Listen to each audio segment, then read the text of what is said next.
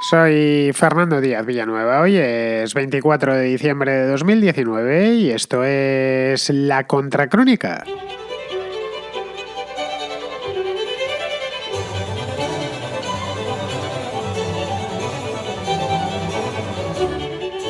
Recep Tayyip Erdogan, el presidente de Turquía, volvió a la carga el pasado domingo anunciando que una columna de 80.000 refugiados sirios se ha puesto en marcha y se dirige hacia el interior del país, es decir, hacia el interior de Turquía.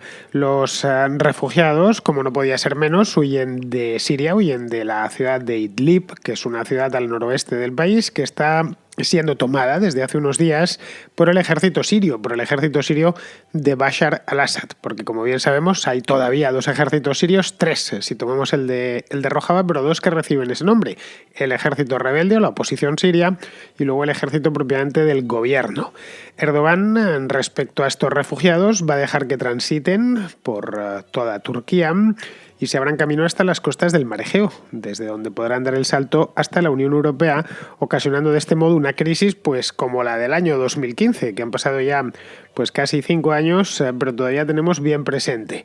El presidente turco no busca tanto crear de nuevo problemas en las fronteras de la Unión Europea como empujar a la OTAN a que le apoye en sus planes en Oriente Medio, que son bastante ambiciosos, por cierto, donde pretende convertirse pues en algo así como una potencia hegemónica regional. Pero eso evidentemente no podrá hacerlo solo.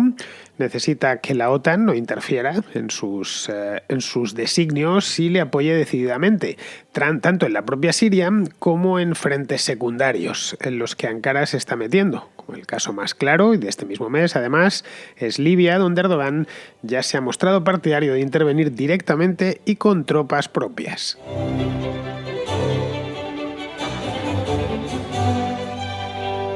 Tal y como os decía antes, hace una semana el ejército sirio, el de Bashar al-Assad, no le confundamos con el otro, desencadenó una gran ofensiva sobre la ciudad de Idlib. Idlib es el último reducto rebelde en el noroeste del país. Para que nos hagamos una idea y la situemos así de manera general en el mapa, Idlib está al norte de Homs y al oeste de Alepo, ya muy cerca de la frontera turca. La población de esa ciudad y de toda la comarca lleva ya varios meses saliendo de allí en desbandada y estableciéndose en campos de refugiados del sur de Turquía.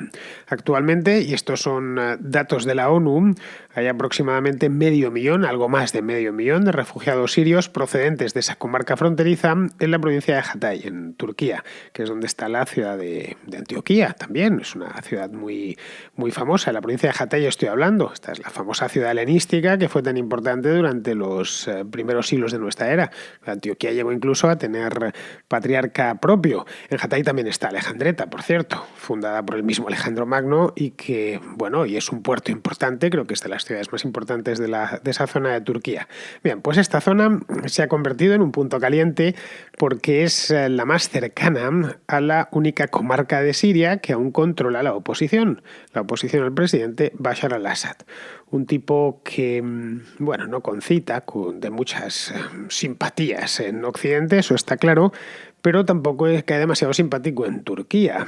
Pero bien, aparte de eso, que está claro que no es que tenga demasiados amigos, quitando al propio presidente de Rusia, el hecho es que tener de amigo al presidente de Rusia ya es tener algo, eso al menos le garantiza un puesto en la mesa, en la mesa en el festín sirio, y además después de pues ya para 10 años, la guerra civil siria empezó en el año 2011 y estamos entrando en el año 2020, como os podéis imaginar, es una guerra que ha tenido un montón de fases y se ha acabado con Bashar al-Assad en varias ocasiones y al final va a terminar, si no ganándola, sí algo muy parecido. Bueno, en esta misma mesa quiere estar también Erdogan. Le preocupa no tanto Bashar al-Assad, con quien está dispuesto a convivir, a pesar de que ha estado apoyando a sus enemigos hasta el último momento. Esto pelillos a la mar, la política real es así, los que ayer fueron enemigos hoy pasan a ser aliados, eso no es ni la primera vez ni será la última que suceda. Lo que le preocupa a Erdogan es convivir con los kurdos, eso sí que no tiene ninguna intención de hacerlo, especialmente con los kurdos de Rojava, y sobre todo le preocupa no pintar nada en el nuevo Oriente Medio que se está configurando a raíz de la guerra de Siria y sobre todo de la salida de los Estados Unidos de la zona. que no es que tuvieran mucha presencia en Siria en ninguno de los últimos 10 años, pero sí que ha habido una presencia constante de los Estados Unidos hasta ahora mismo, cuando este mismo año Donald Trump decidió que se iban de allí y que dejaban eso en manos de otros, básicamente en manos de los rusos, con una especie de detalle de hat tip que le ha hecho Trump a Putin para que, por otro lado, le devuelva el favor. Bien, esto ya lo traté aquí en una contracrónica de hace un tiempo, hará 2 o 3 meses, precisamente cuando Estados Unidos decidió abandonar la zona. Bien, en esta misma zona, que hace frontera con Turquía, varios miles de kilómetros de frontera con Turquía, la que va desde el mar Mediterráneo hasta la frontera con Irán, Turquía quiere pintar algo. No quiere ser un convidado de piedra o simplemente padecer lo que suceda al sur de la línea fronteriza. Turquía, la verdad es que si nos atenemos a la historia, la República Turca es una república muy joven, tiene menos de 100 años, a pesar de que el país como tal pues es de los más antiguos del mundo, al menos esa zona, desde luego. Y el Imperio Otomano, por supuesto, también era mucho más antiguo, aunque no era exactamente lo mismo el Imperio Otomano de Turquía, aunque tendamos a confundirlo, a pensar que el pasado de la actual República de Turquía era el Imperio Otomano cuando no es del todo cierto. Bien, si nos vamos exclusivamente a la historia de la República de Turquía, vemos que a lo largo de los últimos 90 años ha ido variando en su posición hacia los antiguos dominios del sultán. Es decir, ha ido oscilando en distintas épocas, en distintas décadas. Algunas veces estas oscilaciones han sido bastante rápidas. Ha ido oscilando desde una posición bastante tolerante y abierta, que cada uno por debajo de nosotros haga lo que quiera, hasta posiciones mucho más intervencionistas. Es decir, nunca ha sabido qué hacer con los restos del Imperio Otomano, que implosionó, va a hacer ahora pues un siglo, dejando, como bien sabemos, un rosario de estados árabes, por lo general mal avenidos entre ellos. Ha oscilado, ya os decía, entre ignorar directamente. Esto, ojo, ha sido muy común en la República de Turquía, ignorar los restos del imperio o ignorar más por completo la región, orientándose estratégicamente y políticamente hacia otras zonas, como por ejemplo la Unión Europea.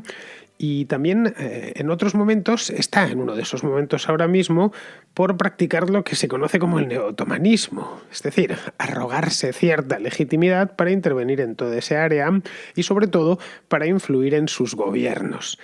Pero claro, esta no es una región cualquiera, está Oriente Medio. Creo que es de la región del mundo de la que más se habla en la prensa internacional y no es casual, es una región muy delicada por varios factores. Por un lado, el petróleo, que es omnipresente allí y que hizo desde las primeras décadas del siglo XX, hizo de Oriente Medio un lugar disputado por todos y sobre el que todos quieren tener el control, especialmente los países más poderosos. Luego, por otro lado, y esto ya es más reciente, la prosperidad de los Emiratos del Golfo y el papel que han adquirido en política internacional y también en la economía global, porque estos Emiratos han sabido, algunos de ellos por lo menos, han sabido construir su riqueza petrolera o sobre su riqueza petrolera han sabido construir economías mucho más potentes que tienen influencia, por ejemplo, en las finanzas globales. Y especialmente dentro de estos Emiratos, aunque no es propiamente un emirato, es el Reino de Arabia Saudí, que es muchísimo más grande, pues hace que todo lo que rodea al mundo árabe siempre venga marcado por la presencia de ese gigante, que es Arabia Saudí. Luego también esta misma zona tiene otro elemento que la hace especial, que es la presencia de Israel, que ya de por sí es un elemento extraño que apareció allí mucho después de la implosión del Imperio Otomano y que ha servido para que se produjesen, entre otras cosas, 3 guerras seguidas. En el siglo XX, más un montón de problemas con sus vecinos, problemas que los vecinos se buscaron con ellos porque les invadieron. Luego tenemos otro elemento que es Irán. Irán quiere acabar con los israelíes, eso ya lo sabemos, erigiéndose en defensor de los palestinos. Ojo, tanto Irán como Israel son elementos relativamente periféricos en este concierto árabe del Medio Oriente, pero periféricos o marginales, pero a fin de cuentas decisivos. Bien, todo aquel avispero que no conoce momento tranquilo ha sido el dolor de cabeza de Estados Unidos durante décadas. Que Estados Unidos, por cierto, ha estado metido ahí hasta el corvejón. Hasta hace no mucho está metido en Irak, en la propia Siria. En Siria ya procuraron controlar los daños lo más posible y parece ser que lo han conseguido, pero no así en Irak. Irak se metieron de lleno en todo eso para salir escaldados, como bien sabemos. La historia de Estados Unidos en Oriente Medio, al menos sus últimos 20 años de historia, se puede contar por el número de cadáveres que han tenido que recoger, aunque por otro lado no les quedaba más remedio, en tanto en cuanto el suministro de petróleo de la zona justificaba su intervención, al menos para los maestros de la gran política del Pentágono. Como vemos, no parece un asunto sencillo en el que se ha metido Erdogan. No es un barrio tranquilo. De ahí que muchos en Turquía, especialmente la oposición socialdemócrata, que resiste a cara de perro contra Erdogan y su partido, desconfían de sus aventuras imperiales, que hasta el momento pues no les han traído a los turcos, al gobierno turco mejor dicho, más que problemas con todos sus vecinos y sobre todo un dispendio considerable. Un dispendio considerable de dólares, estoy hablando, liras turcas o dólares, que es lo mismo que en una Turquía como la actual, que atraviesa una crisis económica, no especialmente o no muy profunda, pero sí una economía en la que no va bien, no marcha bien desde hace unos años, la inflación es alta, muchos turcos se han quedado desempleados y bien. Esto no parece que sea la mejor alfombra sobre la que construir políticas exteriores expansivas. Pero bueno, el hecho es que eso a Erdogan parece ser que le da un poco igual, ha seguido ganando elecciones y además todos estos proyectos ha sido capaz de venderlos bastante bien dentro de Turquía.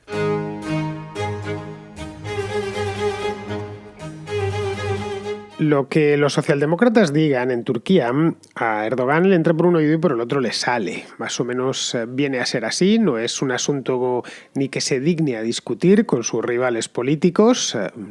Lo que es la posición estratégica de Turquía dentro del mundo es algo que él considera que el papel que juega su propio país, ojo, esto no es nuevo, esto lo viene diciendo desde hace ya unos cuantos años, lo que sí ha ido es modulando su política exterior en función de los intereses puntuales a lo largo de los últimos 15 años. Pero en esencia siempre ha querido, desde que llegó al gobierno por primera vez, y de esto ya hace mucho tiempo, ha querido reforzar el papel de Turquía en el mundo. Es decir, que se la empezase a respetar. Es una de sus lemas electorales y de los lemas de su propaganda más famosos. Vamos a ser un país respetado, somos un país importante, somos en buena medida una potencia regional y queremos que se nos trate como tal.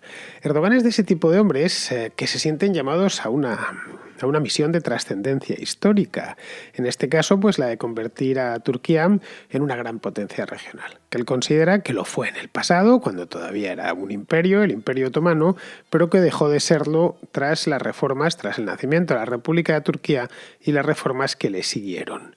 Claro, esto presenta algunos problemas, que una cosa es decir algo, creerse algo y otra cosa es serlo, pero la idea de este hombre es que Turquía pueda mirarse de igual a igual con otras potencias, como puedan ser al menos potencias regionales, como puedan ser Rusia o como pueda ser Irán.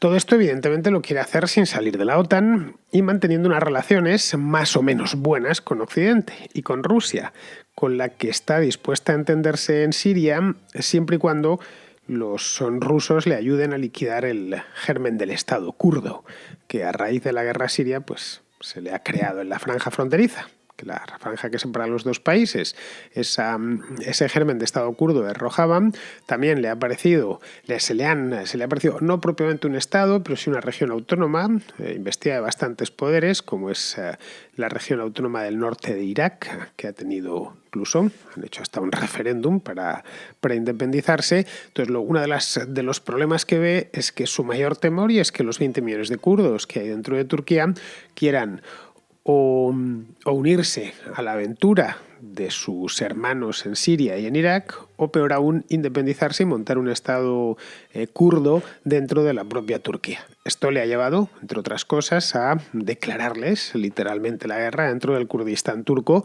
una guerra que sigue su curso, una guerra evidentemente asimétrica, como os podéis imaginar, porque los kurdos de Turquía carecen de un ejército propiamente dicho, pero que está ocasionando al gobierno turco bastantes gastos y un desgaste importante desde el punto de vista político, porque este tipo de guerras asimétricas generan siempre ese desgaste. Las relaciones entre Ankara y Moscú, que atravesaron algunos aprietos en el pasado, lo recordaremos, hace unos años, el derribo de aquel caza ruso por parte de los turcos, o el asesinato del embajador ruso en Ankara, esto fue hace relativamente poco, en las Navidades de 2016, vamos, lo recuerdo perfectamente, porque fue hasta fotografiada esta historia, mejor dicho, este asesinato. Estaba el embajador ruso en una exposición fotográfica, si mal no recuerdo, y uno de los escoltas, que formaba parte del ejército turco, se le iba a tiros con él, lo mató allí delante. Las imágenes del embajador ruso tirado en el suelo dieron la vuelta al mundo en aquel momento. Fue además por estas fechas, en el mes de diciembre de 2016. Este era evidentemente un descontrolado. Bueno, pues estas malas relaciones del pasado parece ser que ahora han acabado ya, y las relaciones entre Rusia y Turquía, mejor dicho, el gobierno ruso y el turco, a pesar de todo, atraviesan probablemente el que mejor sea su mejor momento en los últimos años. Tras la salida de Estados Unidos de la zona, los turcos se consideran legítimos herederos de los estadounidenses, pero es que los rusos también. Solo falta que la OTAN, a la que Turquía pertenece, por cierto, desde hace muchísimos años, desde el año 1952, certifique la nueva situación. Así es como lo ve Erdogan. Bien, está todo dicho, todas las cartas puestas encima de la mesa, y lo único que falta es que la OTAN reconozca y asuma y suscriba mi política exterior y me ayude con esto.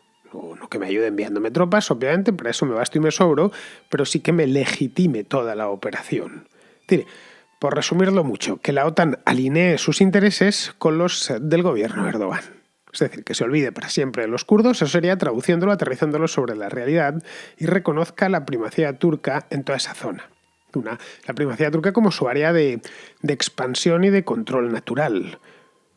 Su zona de intereses propios, como podría ser, pues qué sé yo, Bielorrusia en el caso de Rusia, o las ex repúblicas soviéticas en el Asia Central, también para Rusia, su área de influencia natural. O los Estados Unidos, si nos cambiásemos de continente, lo que siempre consideraron, por ejemplo, el Caribe, hasta que Fidel Castro les destrozó la ilusión de que el Caribe era un lago no sé si a su servicio, pero sí al menos bajo su control. Bien, en este caso la idea que quiere transmitir Turquía, o Erdogan, mejor dicho, más que Turquía está poblada por 80 millones de personas, es esa misma. Esto es lo que hay, son hechos consumados, y mis aliados de la OTAN tienen que reconocerlo. A la OTAN, en principio, el papel de Turquía en Oriente Medio ni le va ni le viene. Esto es lo cierto. La OTAN nació con una vocación distinta a la de estar metida en Oriente Medio, desde luego, lo dice las propias siglas de la Organización del Tratado del Atlántico Norte. Oriente Medio queda un poquito lejos del Atlántico Norte, pero claro, tampoco le interesa que uno de los miembros de la alianza se ponga a buscar y, lógicamente, a encontrar, porque todo el que busca termina encontrando, buscar y encontrar problemas, por ejemplo, con Israel, que no forma parte de la OTAN, pero que es aliado preferente de Estados Unidos y también de los países de Europa Occidental. Ni tampoco quiere que le busque problemas con Arabia Saudí, que en este caso lo mismo, es un aliado preferente sobre todo de los Estados Unidos, aunque también de los países de Europa Occidental. El grueso de la OTAN tiene como aliados tanto a Israel como a Arabia Saudí, y no quieren que nadie, y mucho menos un miembro de la propia alianza, se busque problemas con ellos.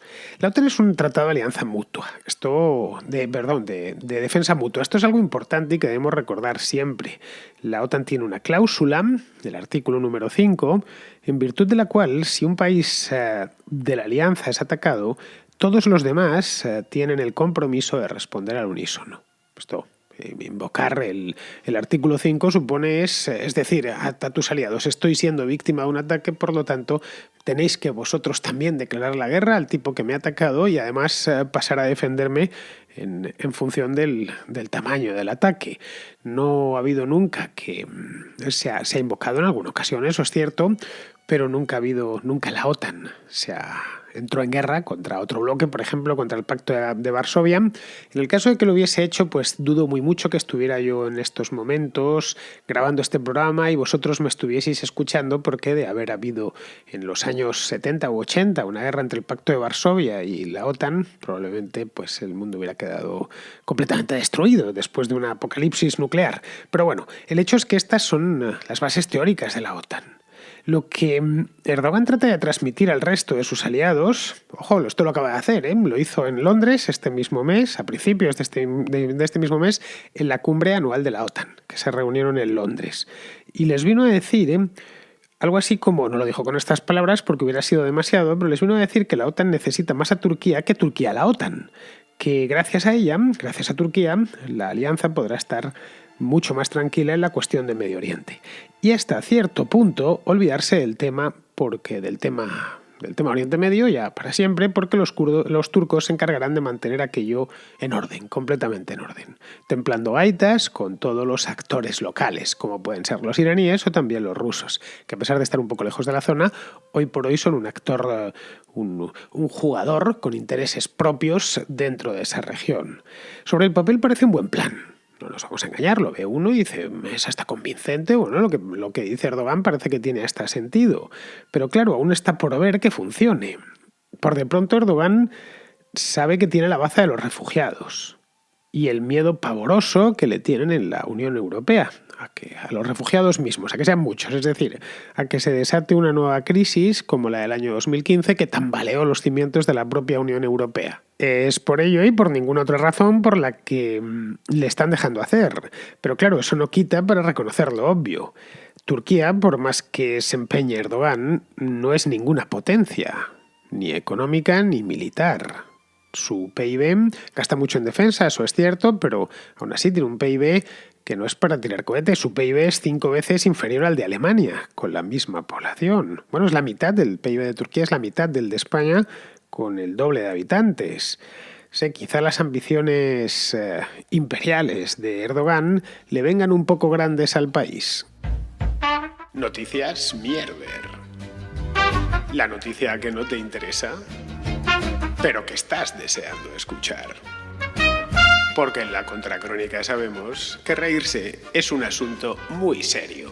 Tenemos hoy una noticia mierder muy divertida que nos trae José Fernando desde Colombia. Referente a una noticia que me encontré, te hago una pregunta. ¿Cuál es el material feminista para hacer estatuas? Porque lo he buscado en la tabla periódica y no lo encuentro. Te envío el link. Muchas gracias y tienes un excelente programa. Bueno, ya que José Fernando no se ha explayado contándonos la noticia, lo tengo que hacer yo. Os pongo antes en antecedentes. Resulta que en Palmira, una ciudad cercana a Cali, en el Valle del Cauca, acaban de inaugurar una estatua llamada La Mujer Bayuna. Bueno, no se llama oficialmente La Mujer Bayuna, así es como la ha llamado la prensa, concretamente la revista que tengo delante, una revista llamada Arcadia, que es una revista cultural colombiana. Bien, se trata de una escultura de bronce con un vestido. Es una escultura toda de bronce, pero el vestido no es de tela, también es de bronce, pero lo han pintado de rojo y la autora no le ha puesto rostro, lo ha dejado completamente liso. La autora en cuestión se llama María Fernanda Cuartas y con ella ha querido homenajear a todas las mujeres del Valle del Cauca.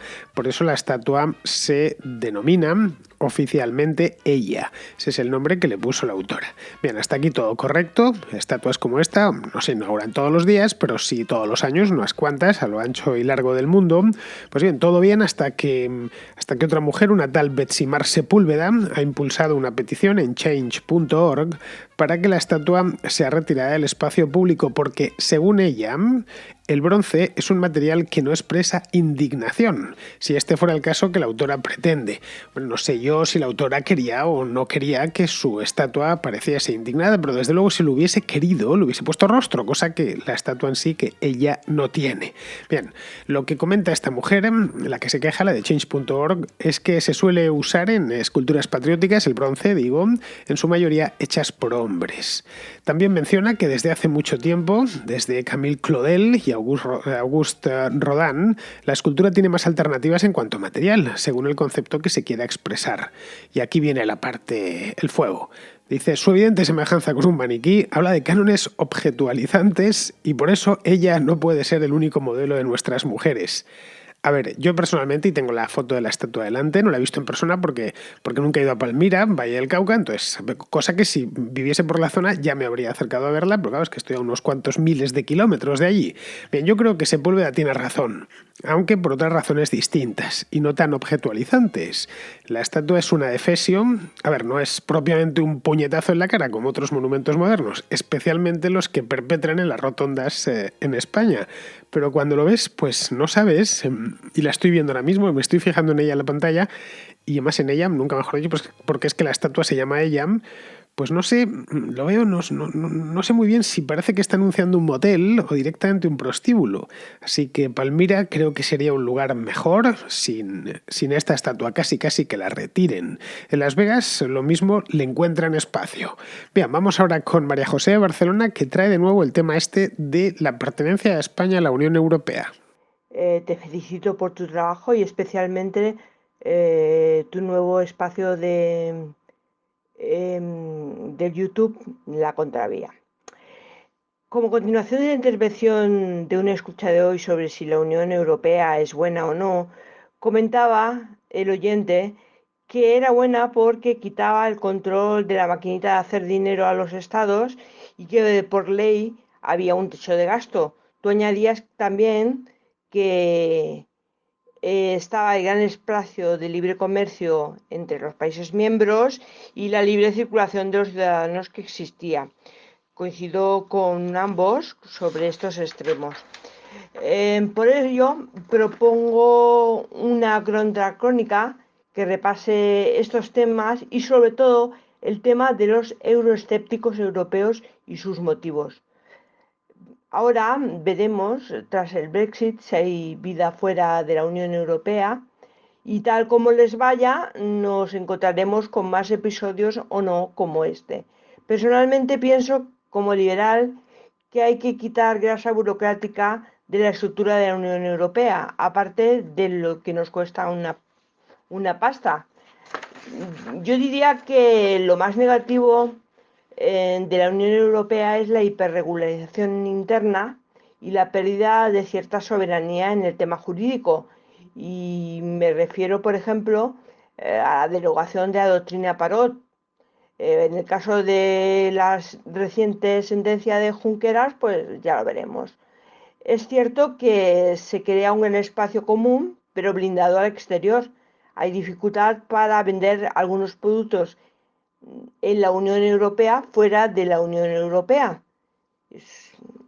Por lo tanto, visto lo visto, con el Brexit no debe ser tanto el paraíso de la Unión Europea.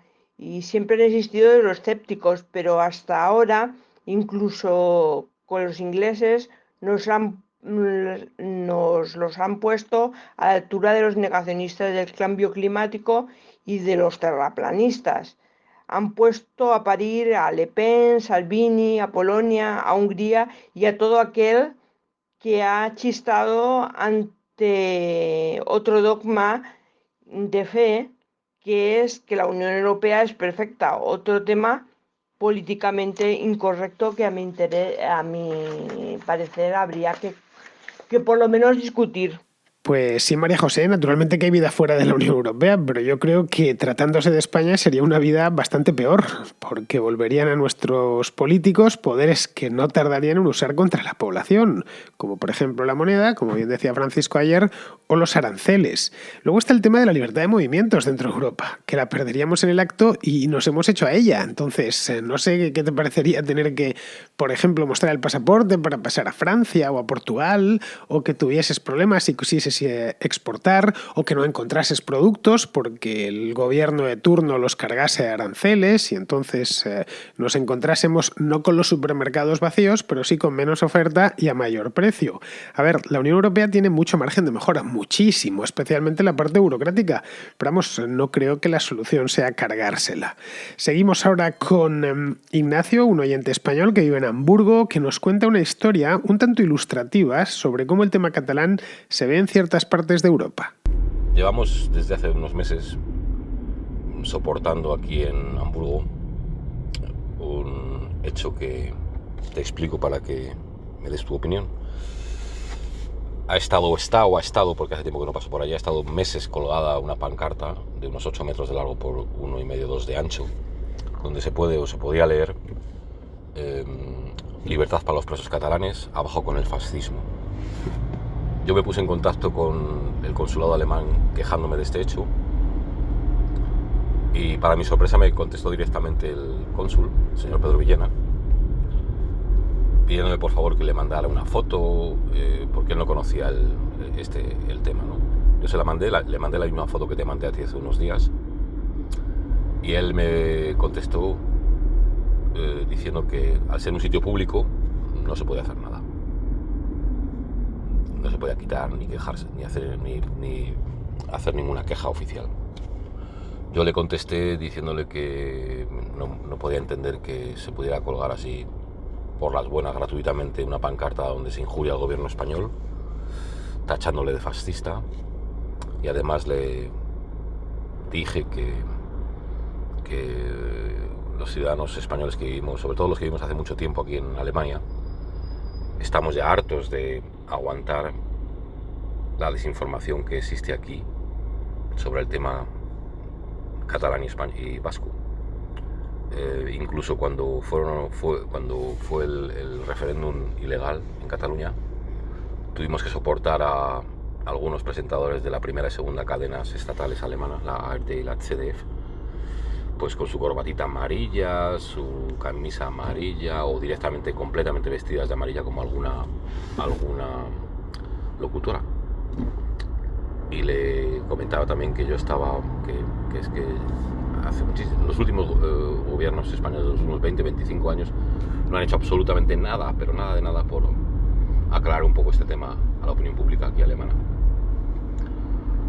Te digo que bueno, la pancarta está colgada en una zona que es muy parecida a Lavapiés. Es una zona muy perroflauta, muy izquierdosa, con mucho inmigrante, un poco problemática. Y bueno, pues quería saber tu opinión sobre este tema, y te mando muchos saludos desde aquí, desde Hamburgo, y que oigo tu programa y lo comento con algunos otros españoles que hay por aquí y que nos gusta mucho y nos aclara muchísimas cosas. Un saludo para ti y para todos los oyentes. Bueno, Ignacio, vives en Hamburgo y ya sabes lo que es aquella ciudad con el tema del activismo político.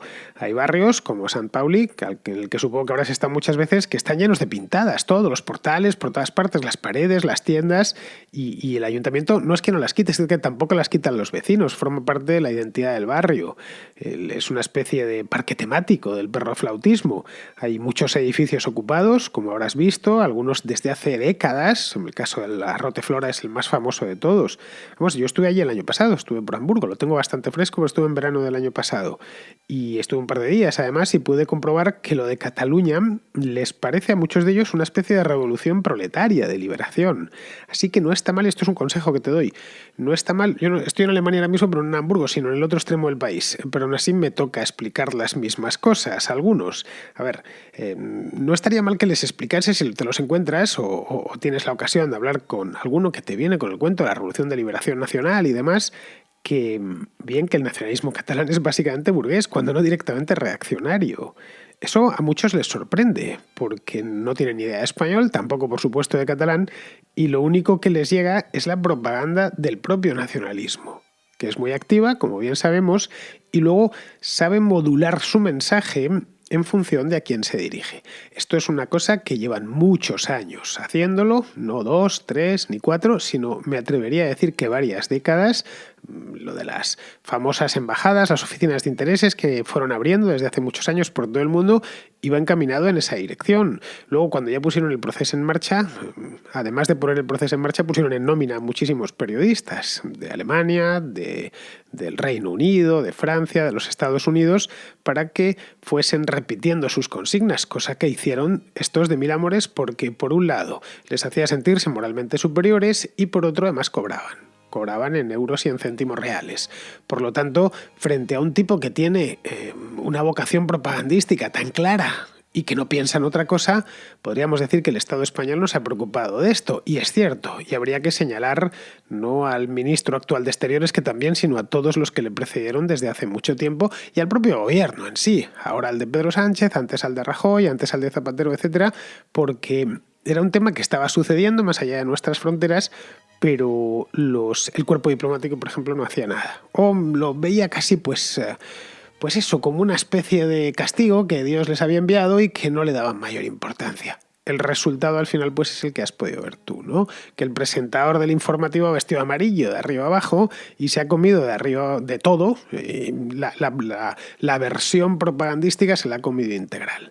También sucede, por ejemplo, ya ha sucedido, lo hemos podido ver con muchas crónicas de prensa, especialmente las que se publicaron en el año 2017. Ojo, también hay mucho corresponsal, tanto en Alemania como en Estados Unidos o en Francia, que a poco que hayan descendido sobre la realidad, sobre los hechos reales, se han sorprendido. Mucha gente descubrió esta historia a toro pasado. Dijo, oye, que al final resulta que no es una revolución de liberación ni nada que se le parezca, que son más parecidos a la Liga Norte que a lo que nosotros pensábamos, que nos habían contado, o muchas veces que ni les habían contado, lo habían oído de tercera mano. Pero en fin, esto es lo que hay, así que cuando tengas la oportunidad de hablar con alguno, recuérdaselo, la naturaleza del independentismo catalán, la naturaleza intrínseca, no lo que les gustaría que fuese, sino lo que realmente es. Muy bien, pues vamos a ir terminando ya, vamos con Pizarro, que nos hace su comentario hoy sobre la sentencia esta del Tribunal de Justicia de la Unión Europea sobre Oriol Junqueras. El Tribunal Supremo de Justicia de España estaba juzgando a Oriol cuando éste obtuvo los votos necesarios para ser eurodiputado, lo que le confería inmunidad para eludir la prisión preventiva en la que se encontraba. Esto ya lo sabía el Tribunal Supremo, igual que sabía que si se hacía el tonto y solicitaba una consulta aclaratoria al Tribunal de Justicia de la Unión Europea, este tardaría en contestar el tiempo suficiente para acabar con el juicio y que así resultara intrascendente la aclaración. Y así lo hizo el Tribunal Supremo, y así tardó el Tribunal de Justicia de la Unión Europea, y así quedó todo igual para Oriol. Tratar de sacarle rédito político a esta triquiñuela legal ha tenido, independientemente del sentido del rédito, poco recorrido. Pero lo más llamativo es ver cómo la justicia se ejerce con los mismos criterios ventajistas que la política, pues, aunque son actividades diferentes y teóricamente independientes, comparten la condición de ser actividades humanas. Un cordial saludo de Pizarro. Pues hasta aquí ha llegado la contra de hoy, el día de Nochebuena. Mañana será Navidad y como es Navidad, pues no se me ocurre mejor día en todo el año para hacer una contracrónica. Así que os deseo que tengáis una feliz Navidad y una feliz Nochebuena y mañana nos encontramos por aquí. Hasta mañana, amigos.